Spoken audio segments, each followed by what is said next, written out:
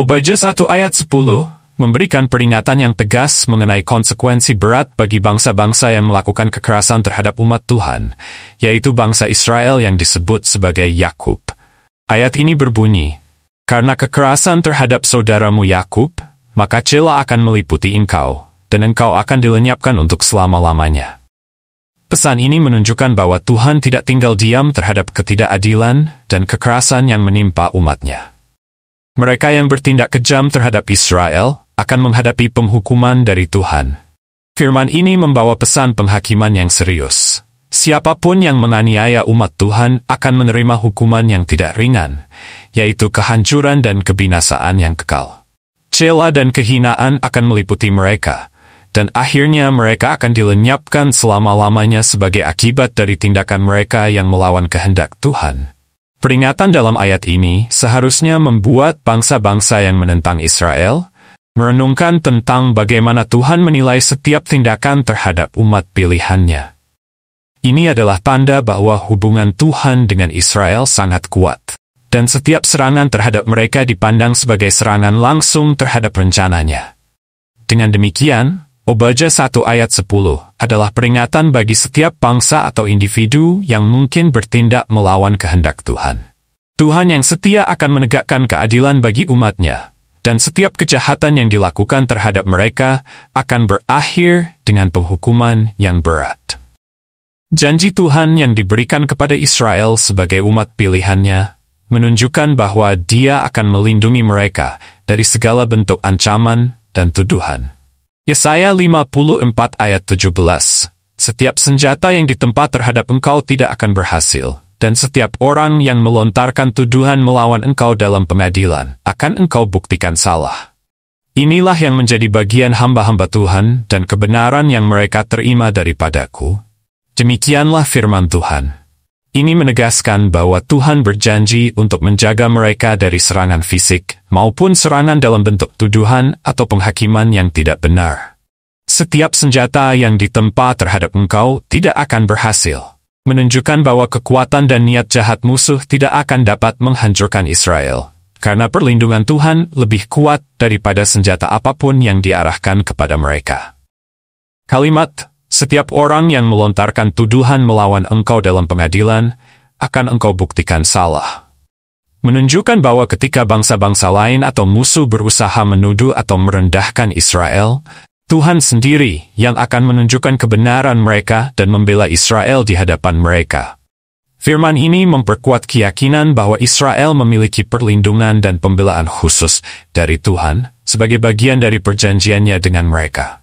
Bagi Israel sebagai umat pilihan, ini adalah pengingat bahwa meskipun mereka mungkin menghadapi peperangan, ancaman atau tuduhan, mereka memiliki bagian khusus dari Tuhan, yakni kebenaran dan pembelaan yang datang dari Tuhan sendiri.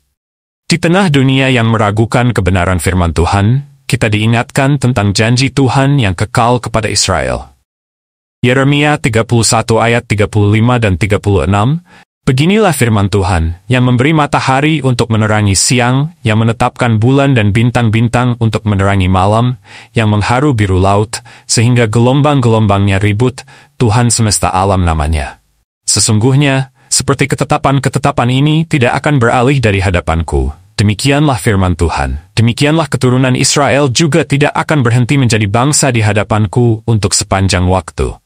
Seperti ketetapan alam yang tak berubah, janji Tuhan kepada Israel adalah bukti dari kesetiaannya yang kekal.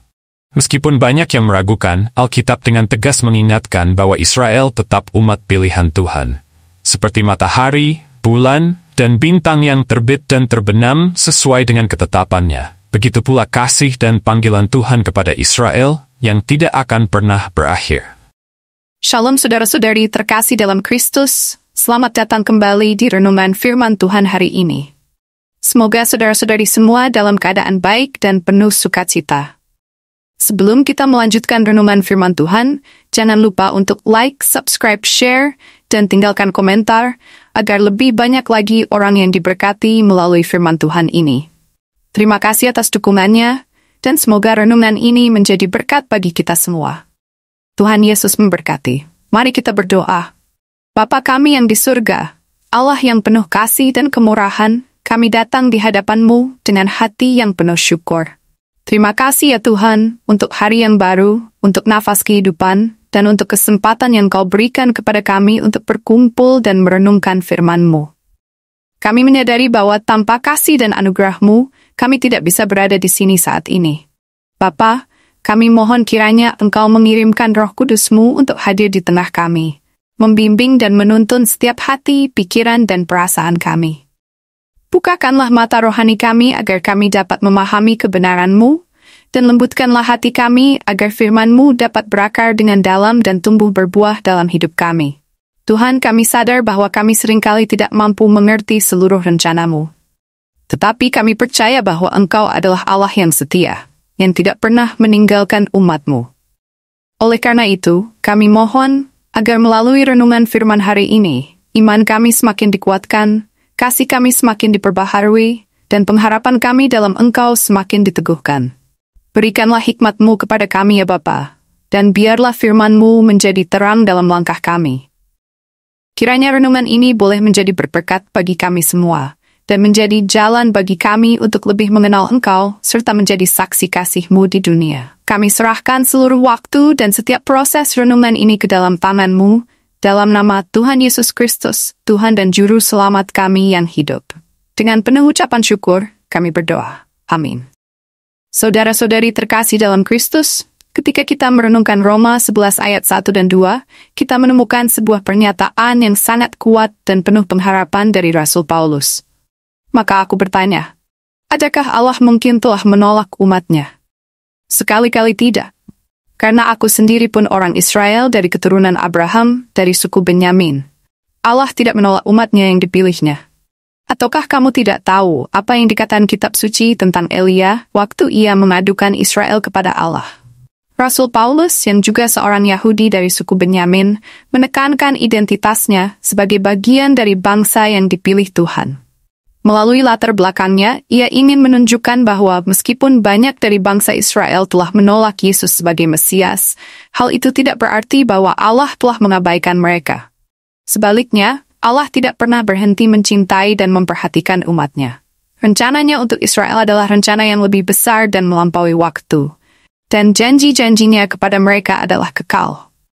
Penting bagi kita untuk memahami bahwa kasih Tuhan kepada Israel juga mencerminkan sifat kasih-Nya yang lebih luas kepada seluruh umat manusia. Allah yang mengasihi umat-Nya juga menginginkan agar semua bangsa dapat datang kepadanya melalui iman kepada Yesus Kristus. Dalam ketidakpastian dan keraguan yang mungkin kita hadapi, kita diingatkan bahwa Tuhan tidak pernah melupakan umat-Nya, baik yang berasal dari Israel maupun dari seluruh dunia. Dengan demikian, kita harus tetap berpegang pada pengharapan bahwa Tuhan yang setia kepada Israel juga setia kepada kita. Saat kita menyaksikan peristiwa-peristiwa yang terjadi di dunia, terutama terkait dengan Israel, mari kita ingat bahwa Tuhan memiliki rencana yang lebih besar dan berdaulat. Dia mengajak kita untuk berdoa bagi Israel dan menghargai posisi mereka sebagai umat pilihannya, sambil tetap berfokus pada panggilan kita untuk menyebarkan kasih Kristus kepada semua bangsa. Mari kita berdoa. Bapa Surgawi yang penuh kasih, kami mengucap syukur atas waktu yang telah kami habiskan untuk merenungkan firman-Mu hari ini. Terima kasih atas setiap kata dan kebenaran yang telah Engkau tanamkan dalam hati kami. Kami percaya Tuhan, bahwa firman-Mu tidak akan pernah kembali dengan sia-sia, tetapi bekerja di dalam hidup kami, mengubah dan memperbaharui kami sesuai dengan kehendak-Mu. Tuhan, setelah mendengar dan merenungkan firman-Mu, kami mohon agar Engkau menolong kami untuk menjadi pelaku firman, bukan hanya pendengar. Ajarlah kami untuk membawa setiap pengajaran yang kami terima ini dalam kehidupan sehari-hari kami, sehingga melalui perbuatan dan sikap kami, nama-Mu dipermuliakan. Berikan kami kekuatan untuk hidup seturut dengan kehendak-Mu, dan jauhkan kami dari dosa ketidakpercayaan. Kami juga berdoa agar Engkau terus membimbing setiap langkah kami. Di tengah tantangan hidup, tolonglah kami untuk tetap berpegang teguh pada firman-Mu. Ketika keraguan atau ketakutan datang, ingatkanlah kami bahwa Engkau adalah Allah yang setia dan janji-Mu tidak pernah gagal. Biarlah iman kami terus bertumbuh, dan hidup kami menjadi cerminan dari kasih dan kebenaran-Mu. Tuhan, ketika kami meninggalkan tempat ini, kiranya Engkau menjaga hati dan pikiran kami, agar firman-Mu tetap hidup di dalam kami. Sertai kami dalam setiap langkah, pekerjaan, dan keputusan yang akan kami hadapi. Berikan kami hikmat dan pengertian agar kami selalu berjalan dalam terang-Mu, dan biarkanlah damai sejahtera-Mu memerintah dalam hati kami. Terima kasih Tuhan atas waktu renungan ini. Kami percaya Engkau akan terus menuntun kami dalam perjalanan iman ini, dan kami serahkan seluruh hidup kami ke dalam tangan-Mu. Kami berdoa hanya di dalam nama Tuhan Yesus Kristus yang adalah jalan, kebenaran, dan hidup. Amin.